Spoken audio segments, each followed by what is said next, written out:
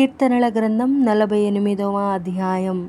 మన దేవుని పట్టణమందు ఆయన పరిశుద్ధ పర్వతమందు యెహోవా గొప్పవాడును బహు కీర్తనీయుడనై ఉన్నాడు. ఉత్తర దిక్కున మహారాజు పట్టణమైన సియోను పర్వతము రమ్యమైన ఎత్తుగల చోట నుంచబడి సర్వభూమికి సంతోషకరముగానున్నది. దాని నగరులలో దేవుడు ఆశ్రయముగా ప్రత్యక్షమగుచున్నాడు. రాజులు కూడిరి, వారు ఏకముగా కూడి వచ్చిరి. వారు దాని చూచిన వెంటనే ఆశ్చర్యపడిరి, భ్రమపడి త్వరగా వెళ్ళిపోయిరి. వారచట నుండగా వణుకును ప్రసవించు స్త్రీ వేదనయు వారిని పట్టెను. తూర్పు గాలిని లేపి తర్షీషు వాడలను నీవు పగులగొట్టుచున్నావు.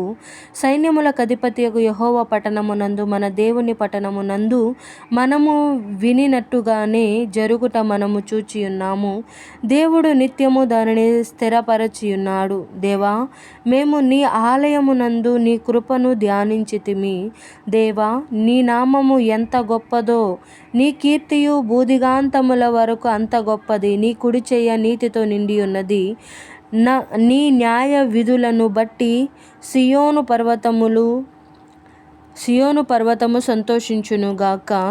నీ న్యాయ విధులను బట్టి సియోను పర్వతము సంతోషించునుగాక. యూదా కుమార్తెలు ఆనందించుదురుగాక. ముందు రాబోవు తరములకు దాని వివరము చెప్పునట్లు సియోను చుట్టూ తిరుగుచు దాని చుట్టూ సంచరించుడి. దాని రురుజులను లెక్కించుడి. దాని ప్రాకారములను నిదానించి చూడుడి. దాని నగరులలో సంచరించి వాటిని చూడుడి.